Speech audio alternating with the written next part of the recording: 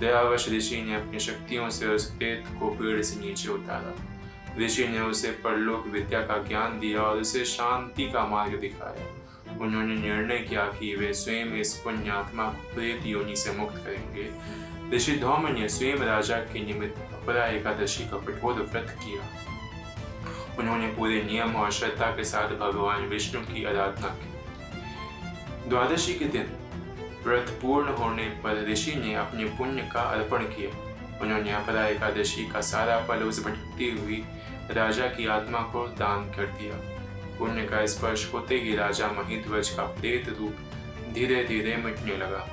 देखते ही देखते राजा एक दिव्य और तेजस्वी शरीर में प्रकट हुआ। कृतज्ञता से भरकर राजा ने ऋषि के चरण में प्रणाम किया और उनका आभार प्रकट किया। तभी आकाश से एक अत्यंत सुंदर और दिव्य पुष्पक विमान नीचे उतरा। यह विमान स्वयं भगवान विष्णु के दूत लेकर आए थे, जो राजा को लेने आए थे।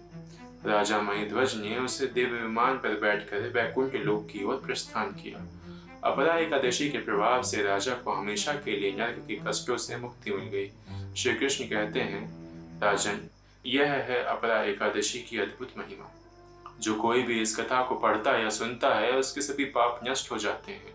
आज के युग में भी इस व्रत का पालन करने से अपार सुख समृद्धि मिलती है।